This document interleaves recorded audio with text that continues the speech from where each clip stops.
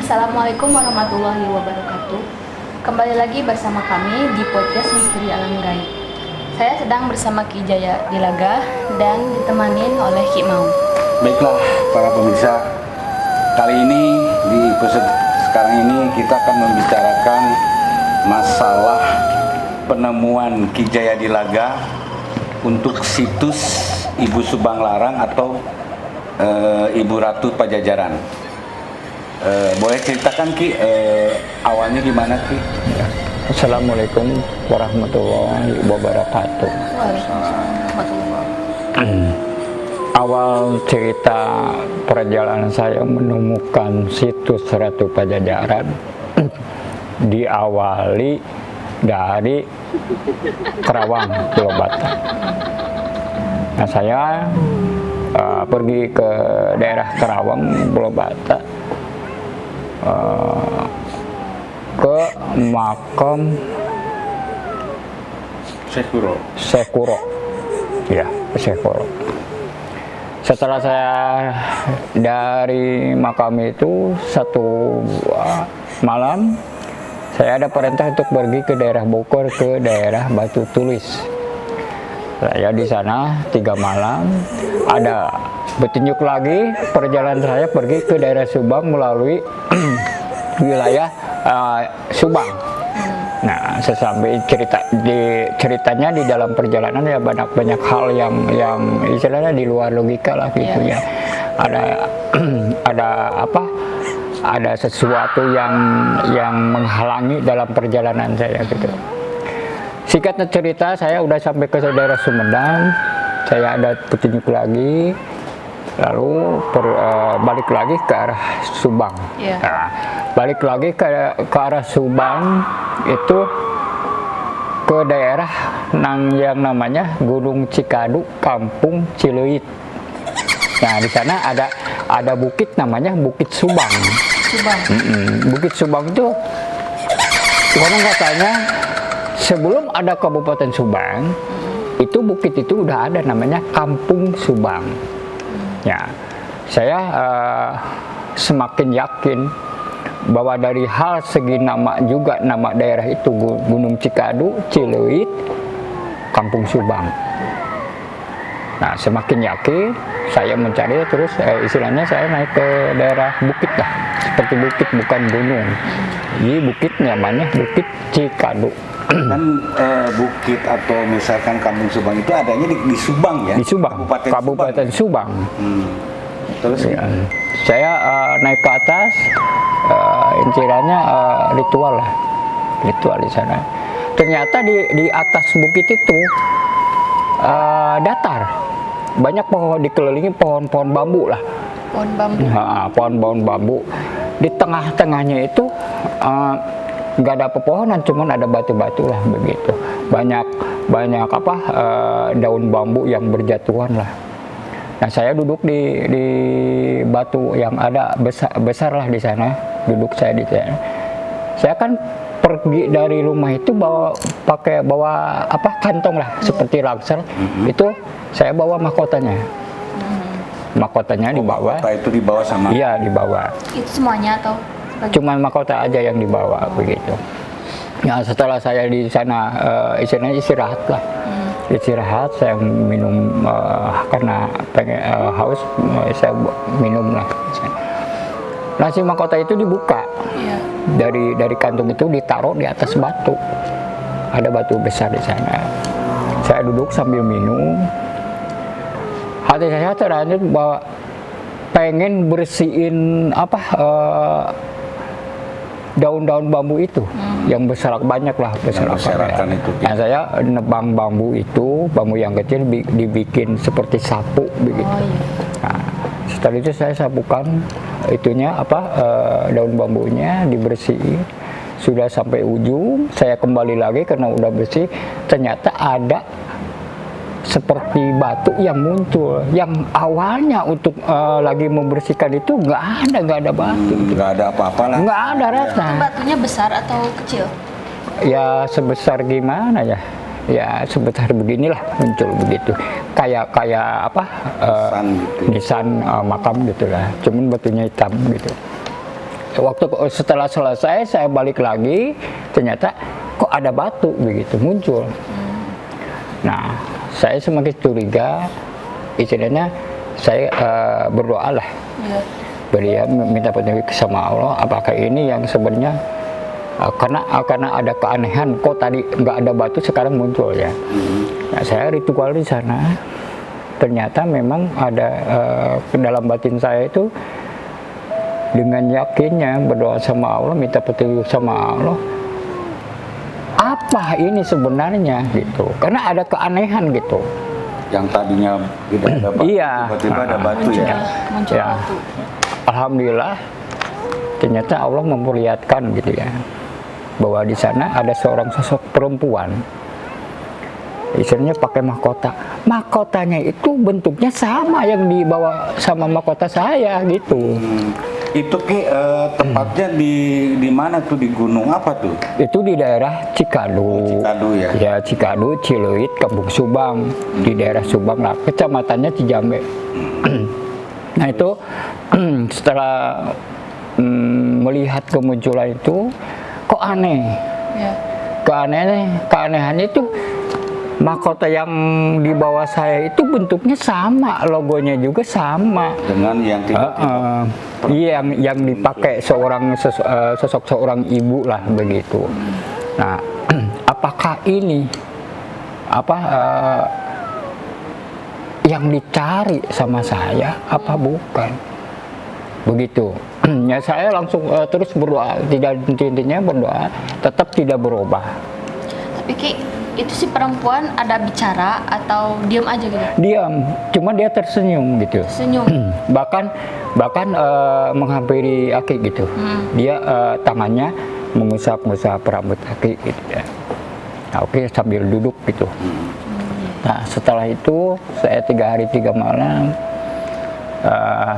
Malam ke-1 itulah malam kedua, ada yang muncul sosok perempuan lagi, tapi sekitar umur 50 tahun lah, agak gemuk gitu lah. Tapi sosoknya hampir mirip sama. Tidak. Ini seperti kayak dulu mah yang dibilang emban kayak gitulah gitu. Yang dibilang pembantu lah, seperti pembantu gitu muncul.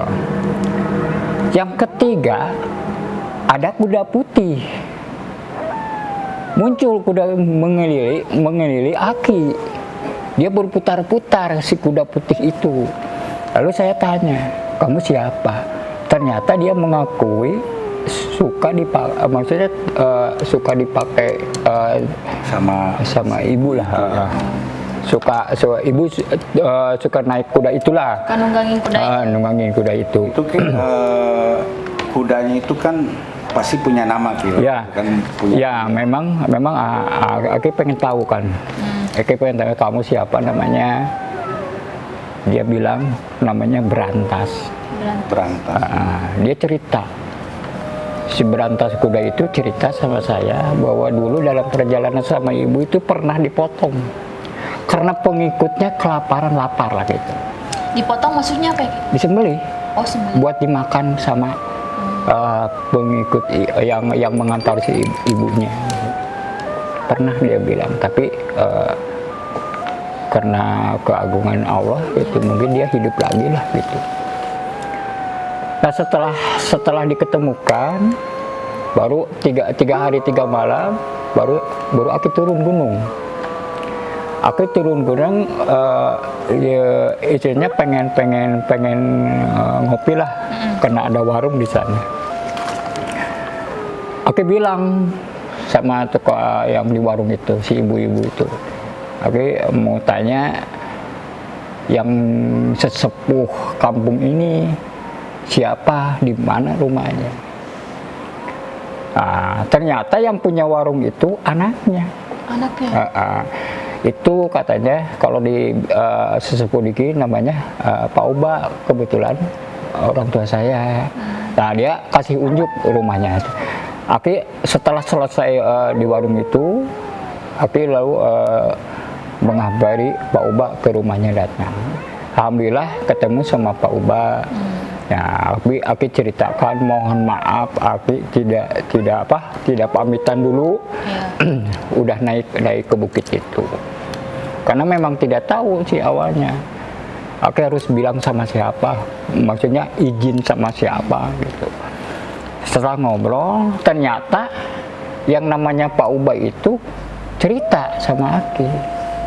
Dulu katanya nenek saya juga pernah bilang bahwa satu saat nanti ada lelaki yang membukakan gunung ini, Gunung Bentar, Cikadu. saya potong Ki. Kalau menurut sejarah itu kan mungkin Iya. cirinya makom Ibu Ratu Pajajaran itu katanya dikelilingi oleh bambu, pohon-pohon bambu. Iya. Terus di situ juga di dalam sejarah juga yang Iya. pernah saya baca itu ada leit sebanyak 25 leit gitu. Betul. Kan Itu ada Ki leit. kan tadi udah ceritakan bahwa di sana Aki pergi ke Gunung Cikadu yang cirinya dalam Aki juga punya sejarahnya lah. Cirinya itu yang dikelilingi pohon bambu, ada leitnya, leit itu sebanyak 20 leit. Ya, 25. Dan ada Bukit Subang. Itu namanya Bukit Subang mungkin ya.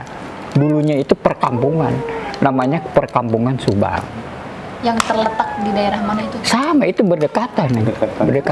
Berdekatan. Makanya Jadi dipakai untuk Subang ini sekarang itu kan jadi Kabupaten Subang ya, mungkin silsilahnya ada dari sananya kan gitu. Ya terus gimana lagi?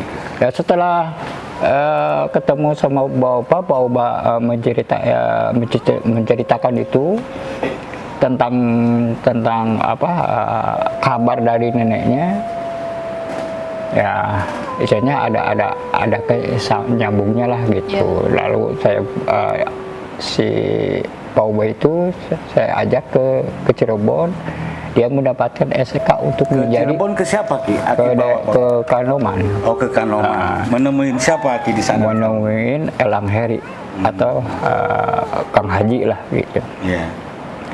Nah, setelah itu Pak Ubay itu dipercaya untuk menjadi juru kunci. Nah, Iya. setelah pulang dari Cirebon, Aki pengen istilahnya bikin baligo lah, walaupun tidak punya uang ya, pengen. Kebetulan yang suka bikin baligo itu adek lah. Ya, di daerah Perum saya bikin.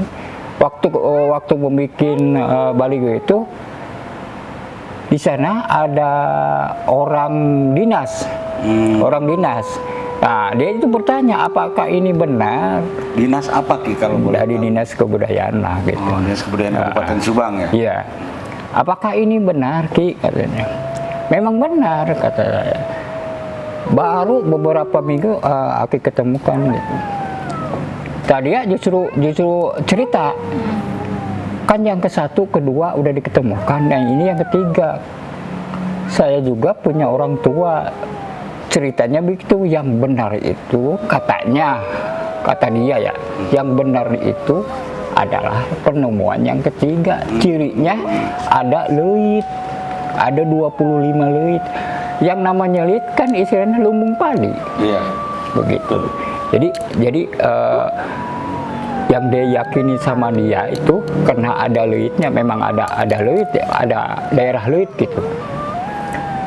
Ya, saya bikin baligo itu dengan nama Makom Ibu Subang Larang.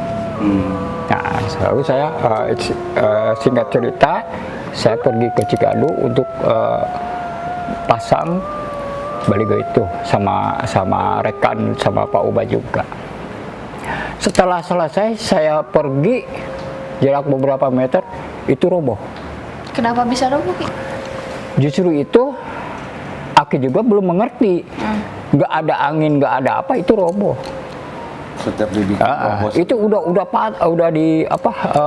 kenceng lah, udah paten lah gitu ya masangnya. Roboh, pasang lagi, roboh lagi. Besoknya udah biarin aja lah, mungkin nggak mau pakai pasang baligo. besoknya lagi saya naik ke atas, biasanya ke makamnya.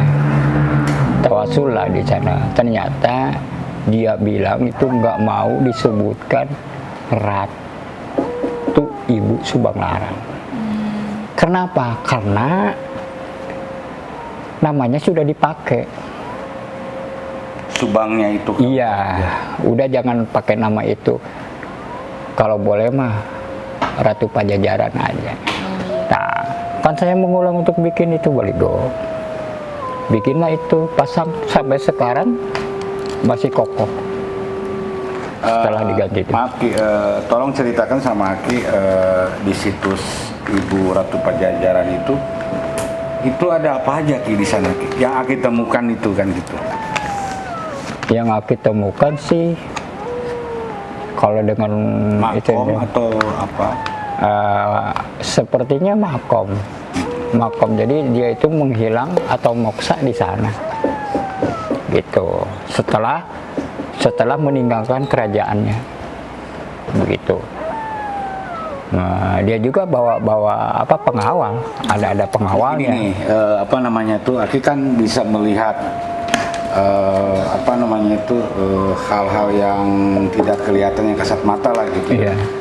Itu di situs itu apa aja yang kelihatan sama Aki Ya, gitu? kalau dilihat sama Aki seperti apa taman gitu, taman bunga. Selain taman, Seperti ada gapura gitu. Seperti keraton lah, keraton kecil Kerajaan gitu. gitu. Iya, keraton kecil, ada ruangan-ruangan begitu. Itu di depannya taman bunga. terus apa namanya penggawa-penggawa juga mungkin Ada dari- penjaga-penjaganya dari depan itu. Dari awal pertama gerbang ke satu, gerbang kedua ada. Kalau dilihat sama Aki lah, begitu. Tadi terus Aki cerita tadi ketemu dengan orang dinas ya. Ya. Nah itu terus kelanjutannya gimana? Ada kelanjutannya nggak di Aki dengan orang dinas tersebut? Ada sih, karena Soalnya gini, yang namanya kita menemukan situs itu kan harus diakui oleh pemerintah kebenarannya kan gitu Ki. iya makanya dia itu yang dari dinas itu menemui Aki, datang ke rumah, pengen tahu yang sesungguhnya gimana. Ya. Karena dia itu sudah karena cerita Aki itu, karena ada leadnya itu, dia semakin yakin bahwa itu yang sebenarnya. Makanya dia mencatat sejarah ini, yang menyampaikan ke Dinas Jabar Bandung. Ke Kanwil ya. Dari Bandung ada menemui Aki, pengen tahu sesungguhnya ceritanya gimana. Ya Aki istilahnya diperjelas lah. Terus dicek itunya, mahkotanya, maksudnya tahun berapa pembuatannya. Ini kata dia yang mengikuti abad ke 1444. Jadi 1444 berarti 3. Kata dia yang mau ini bahan-bahan pembuatannya itu abadnya sekian.